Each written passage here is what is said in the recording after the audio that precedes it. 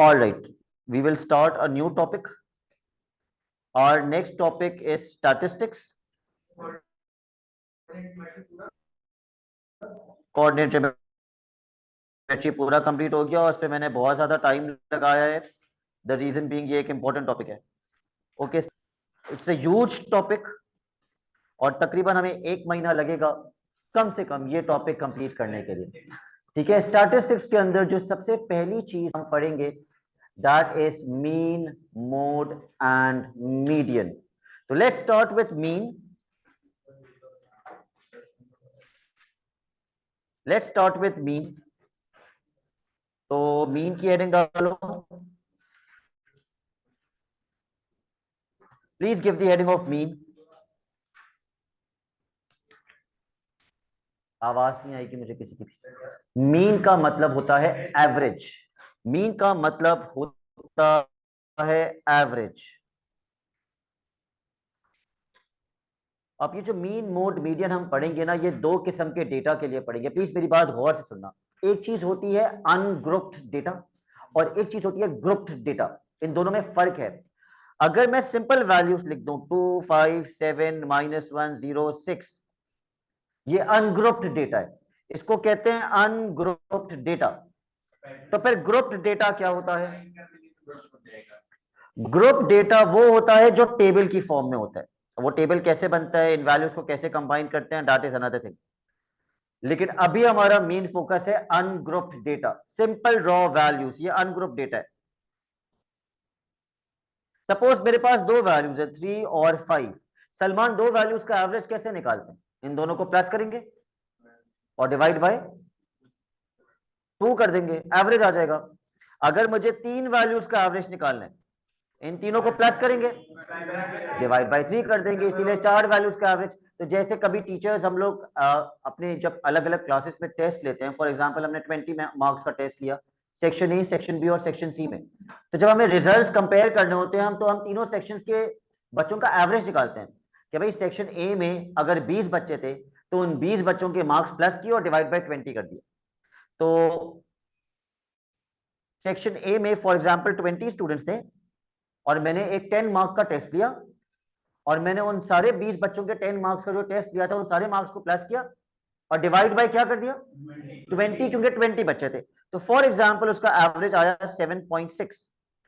फिर मैंने यही काम सेक्शन बी में किया, लेकिन सेक्शन बी के अंदर 32 बच्चे थे. तो मैंने 32 बच्चों के टेस्ट के मार्क्स प्लस किए और डिवाइड बाय 32 कर दिया. तो उसका एवरेज फॉर एग्जांपल आया 5.4. और इसी तरीके से मेरे पास सेक्शन सी था और उसके अंदर सपोज 12 बच्चे थे. तो मैंने 12 बच्चों के मार्क्स प्लस किए और उसको डिवाइड बाय 12 कर दिया क्योंकि 12 बच्चे थे. तो फॉर एग्जांपल एवरेज आया 9.2. ये जो मैंने 7.6, 5.4 और 9.2 लिखा है जुनेरा, इसका यूनिट क्या है?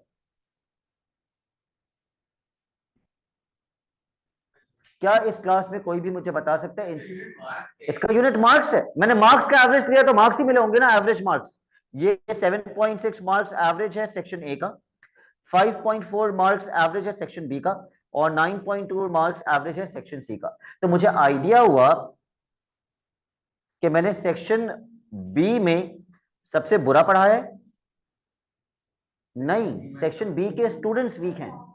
ठीक है, मुझे आइडिया हुआ कि सेक्शन बी के स्टूडेंट्स वीक है क्योंकि अगर एक ही टीचर तीनों सेक्शंस में जा रहे हैं और तीनों सेक्शंस का टेस्ट ले रहा है और एक सेक्शन का एवरेज कम आ रहा है, तो इससे मैंने ये कंक्लूड किया कि सेक्शन बी को ज्यादा अटेंशन की जरूरत है क्योंकि सेक्शन बी के बच्चे ज्यादा वीक है. तो फिर मैंने उनकी एक्स्ट्रा क्लासेस ली, उनको ज्यादा प्रिपेयर करवाया और उनका दोबारा से टेस्ट लेके एवरेज निकाला. तो हो सकता है कि वो एवरेज बढ़ जाए, इंक्रीज हो जाए. ठीक है, तो एवरेज निकालना इंपॉर्टेंट होता है.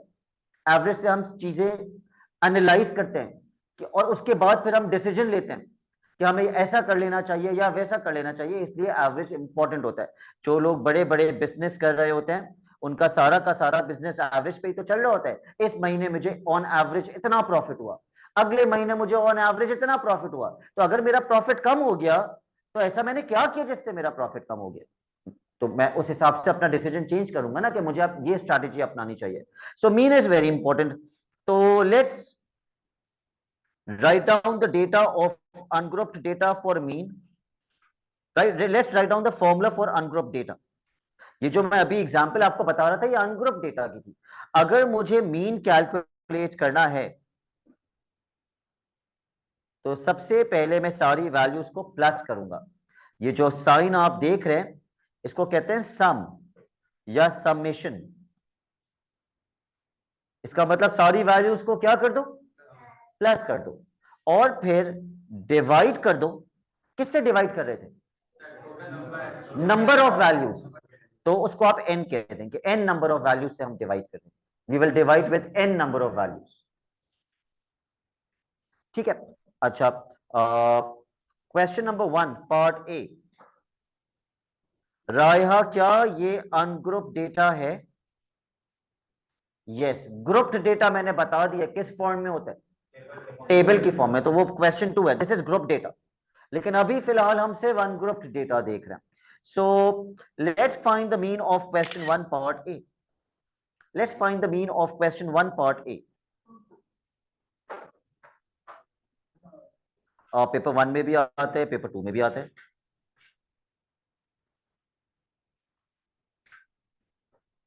ऑल राइट, आप लोग फिलहाल क्योंकि ये बड़ी वैल्यूज हैं प्लीज यूज कैलकुलेटर। पहले मीन का फॉर्मूला लिखना, पहले मीन का फॉर्मूला लिखना। अब हुजैफा क्या करेंगे, सारी वैल्यूज को प्लस कर देंगे।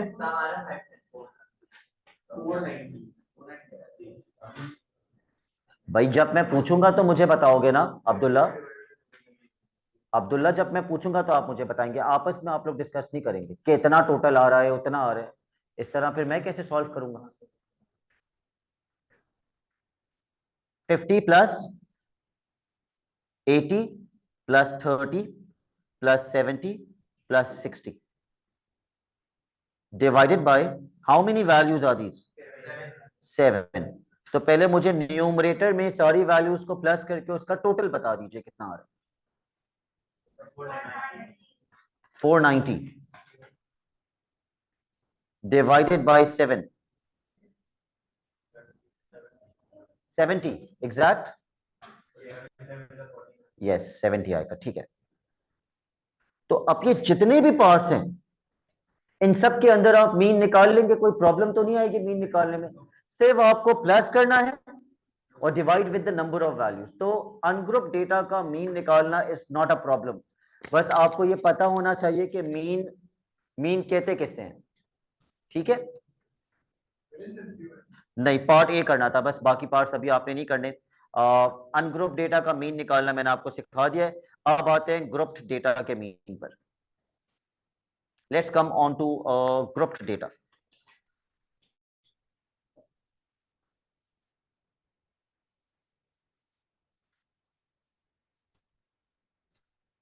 उसको समझाने के लिए मुझे एक टेबल बनाना पड़ेगा। आपने अभी टेबल नहीं बनाना है, आपने सिर्फ समझना है। जिसमें ऊपर वाली रो मैं कहता हूं मार्क्स हैं, क्योंकि मैं एक टीचर हूं तो मेरी जिंदगी में मार्क्स ही होते हैं सब कुछ। 0 1 2 3 4 5। सपोज मैंने 5 मार्क्स का टेस्ट लिया। अब एक कॉलम हमेशा आप देखेंगे फ्रीक्वेंसी का, इसके अंदर अगर 0 मार्क्स के नीचे मैं लिखता हूं 3, इसका मतलब क्या है, 3 स्टूडेंट्स के कितने मार्क्स आए, 0।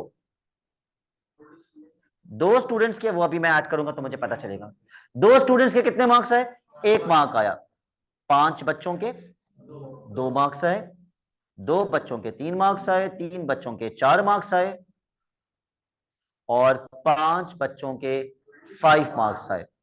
अच्छा, इसका मतलब क्लास में टोटल बच्चे कितने थे, सारी फ्रीक्वेंसी प्लस करेंगे तो मुझे पता चला क्लास में टोटल बच्चे 20 थे। ये कैसा डेटा है, ये ग्रुप डेटा है। जिस तरह अनग्रुप डेटा का मीन निकालने का एक फॉर्मूला होता है, वैसे ही ग्रुप डेटा के मीन निकालने का भी एक फॉर्मूला होता है, summation f x upon summation F. इसका मतलब क्या है, एफ और एक्स आपस में क्या हो रहे हैं, multiply. F multiply by x, अभी लिखो नहीं प्लीज, मुझे समझाने दो। एफ और एक्स आपस में क्या हो रहे हैं, मल्टीप्लाई। यानी कि 0 multiply by 3 plus 1 multiply by 2 plus 2 into 5 and so on. इसको प्लस करते चले जाएंगे, मल्टीप्लाई करते चले जाएंगे और प्लस करते चले जाएंगे। और अपॉन में क्या लिखा हुआ है? समेशन एफ, यानी सारी फ्रीक्वेंसीज को सम कर देंगे, प्लस कर देंगे। ऑलराइट, तो help me right down the values. सबसे पहला एफ और एक्स जब मल्टीप्लाई करेंगे 0 मल्टीप्लाई बाई 3, तो आंसर क्या हो जाएगा? 0। अगला एफ और x 1 multiply by 2 is 2, 2 multiply by 5 is 10, yes, 3 into 2 is 6, 12, 25 upon, yes, summation F का मतलब टोटल फ्रीक्वेंसी, सारी फ्रीक्वेंसीज प्लस कर देंगे 20। Can anybody tell me numerator का आंसर क्या बनेगा? 55 डिवाइडेड बाय 20, 2.75। चेक कीजिएगा, ये या चेक कर लिया आपने कैलकुलेटर से? ओके, 2.75, ये मेरा एवरेज आ गया, मीन आ गया। अब इसको जल्दी से कॉपी कर लो जी, टेबल बना लीजिए।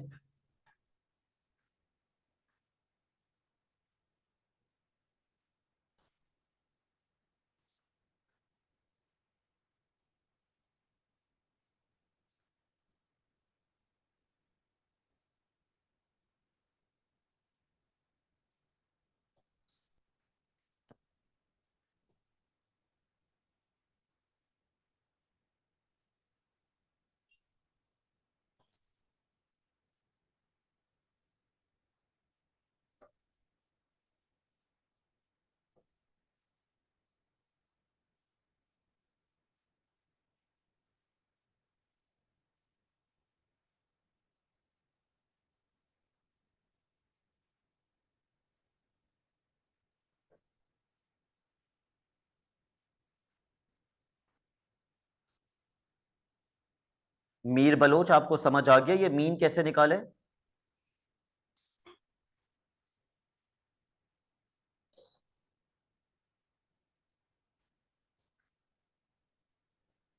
जिमल,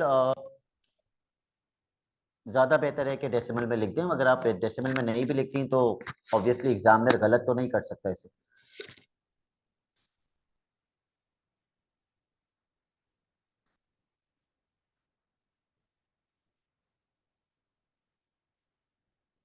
डन, ओके। अब एक क्वेश्चन प्रैक्टिस से भी कर लेते हैं। Question number 2 is all about grouped data. कितने पार्ट्स हैं क्वेश्चन 2 में? 3 ही है या अगले पेज पे और हैं? ओके, 3 ही पार्ट्स हैं। क्वेश्चन 2 का लास्ट पार्ट कर लेते हैं, part C. It is group data. सबसे पहले क्या करेंगे? टेबल तो है ना बना हुआ, टेबल मत बना देना दोबारा से। यस, सबसे पहले उसका फॉर्मूला लिखेंगे। मीन का फॉर्मूला होता है for group data summation f x upon summation F, summation f x upon summation F. चलिए लीना मुझे बताना स्टार्ट कीजिए, पहला एफ और एक्स मल्टीप्लाई करेंगे तो क्या बनेगा? Thank you Leena. 40 प्लस, अगला लीना 50, अच्छा कैलकुलेटर चाहिए। 42, उसके बाद 7 मल्टीप्लाई बाई 29, 203। उसके बाद 8 into 3, वो तो आसान है, 24। And then 9 into 1, 9 upon summation F, यानी कि total frequency. Please add all these values.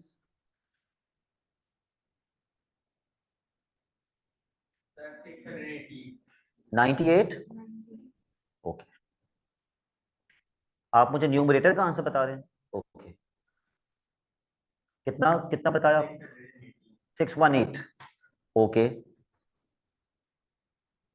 देखो अगर इतनी बड़ी वैल्यूज आएंगी तो ये डेफिनेटली पेपर 2 में आएगा। पेपर 1 में भी आता है मगर वो छोटी वैल्यूज के साथ आता है। How much?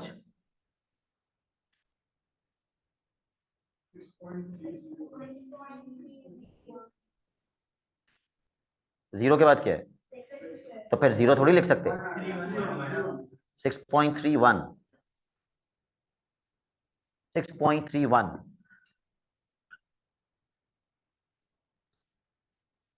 लेकिन ग्रुप्ड डेटा सिर्फ यहीं तक ही नहीं होता जहां तक आप स्क्रीन पे देख रहे हैं। ग्रुप डेटा की एक वाहियात फॉर्म भी होती है। जी, यहां तक सबने कर लिया है। ग्रुप डेटा की एक और फॉर्म होती है और वो फॉर्म है क्वेश्चन नंबर 3 के अंदर, जहां आपको x की वैल्यूज रेंज में दी गई होंगी। ठीक है, अब प्लीज पहले से नहीं बताना स्टार्ट कर देना, ये करेंगे वो करेंगे, नहीं अभी मुझे एक्सप्लेन करने देंगे आप। ग्रुप ग्रुप डेटा की एक और फॉर्म होती है जहां x की वैल्यूज रेंज में दी हुई होती है। तो जब मुझे x की वैल्यूज रेंज में दी हुई होंगी और क्वेश्चन मुझसे कहेगा मीन निकालो, तो सबसे पहले तो मैं मीन का फॉर्मूला लिखूंगा, summation f x upon summation f. अब मुझे कंफ्यूजन ये होगी कि जब x और f को मल्टीप्लाई करना है तो मैं पहली वैल्यू से मल्टीप्लाई करूं या फिर मैं आखिरी वैल्यू से मल्टीप्लाई करूं। तो समहा किससे मल्टीप्लाई करूं, पहली या आखिरी। अगर आप आखिरी वैल्यू से मल्टीप्लाई कर रही हैं तो आप पहली वैल्यू के साथ ज्यादती कर रही हैं, और अगर आप पहली वैल्यू के साथ मल्टीप्लाई कर रही हैं तो आप आखिरी वैल्यू के साथ ज्यादती कर रही हैं। तो कहीं किसी वैल्यू के साथ अनजस्ट ना हो, हम ऐसा करते हैं, हम इन दोनों की मिड वैल्यू निकाल लेते हैं, इन दोनों की बीच की वैल्यू, इन दोनों का एवरेज। वो कैसे मिलेगी, कुछ बच्चों को तो पता होता है 500 से 1000 के बीच में 750 आता है, वरना जिन बच्चों को नहीं पता वो इन दोनों वैल्यूज को प्लस करें और फिर डिवाइड बाय 2 कर दें तो भी बीच की वैल्यू मिल जाएगी। So what is 500 plus 1000? 1500 divided by 2, 750। तो मिड वैल्यू आ गई 750। इसी तरह अगली mid value 1000 plus 1500 divided by 2, 1250। तीसरी मिड वैल्यू 1750। चौथी वैल्यू 2250। आखिरी वैल्यू 2750। मिकाइल कब मिड वैल्यूज निकालते हैं, जब रेंज में हो, जब रेंज में हो, और इस रेंज को कहते हैं क्लास इंटरवल।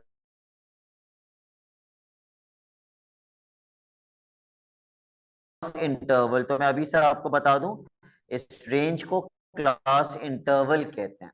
अच्छा, अब जैसे मेरे पास बीच की वैल्यू आ गई, अब अगर मुझे मीन निकालना है तो मैं किसको मल्टीप्लाई करूंगा, 750 multiply by 10 which is 750, sorry 7500 plus 1250 multiply by 25। ठीक है, start calculating the mean, start calculating the mean.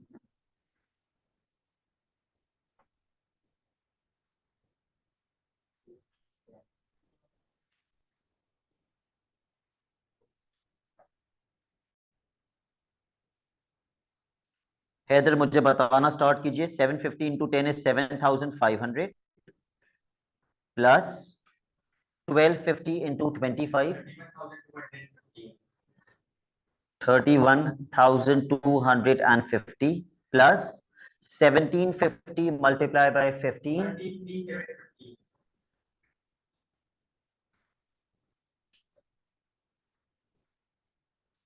No no please do not draw the table, table book में बना हुआ है, आपने टेबल नहीं बनाना।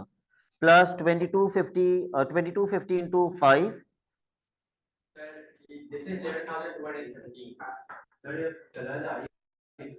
हाँ कुछ गलत बता रहे हो तुम, कौन सा वाला आपका भी ये शेरोज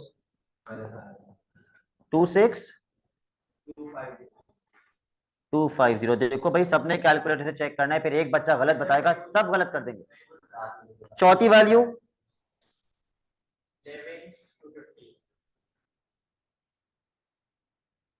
5वीं वैल्यू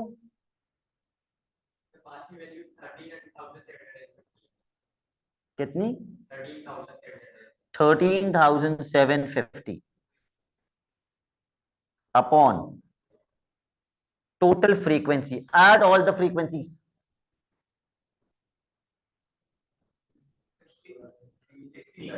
60। अब आप कैलकुलेटर से आंसर निकालो। Find out the answer using calculator. Thank you. कितना और है? हाँ जी, एग्जैक्ट 1500।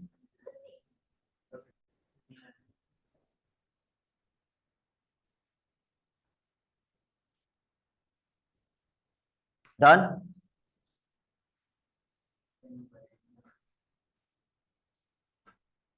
तो हमने मीन पढ़ा कितने टाइप्स ऑफ डेटा के लिए शायान?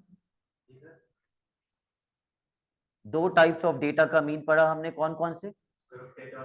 ग्रुप डेटा और अनग्रुप डेटा। अनग्रुप डेटा का formula summation, no, summation x upon n. Grouped data का formula summation f x upon summation f. अब अपना क्लास वर्क आपने ये करना है, आपने क्वेश्चन 1, 2 और 3 के सारे पार्ट्स क्लास में करने। Question 1, 2 and 3, and please mark your homework. Homework is page 179, page 179, question 1, 2 and 3. This is your homework. सिर्फ मीन निकालना है, मीडियन और मोड मैंने पढ़ाया ही नहीं है तो वो आप कैसे निकालेंगे? You have to find mean only. Now please start your classwork. All online students will send me the classwork on WhatsApp before 6 o'clock. कौन कौन है? Nashmia, Noor, Farwa, Yamuna, Jimal, before 6 PM। और फेस टू फेस बच्चे करके जाएंगे जी। Question 1, 2 and 3 all parts. Start solving. That's it for today.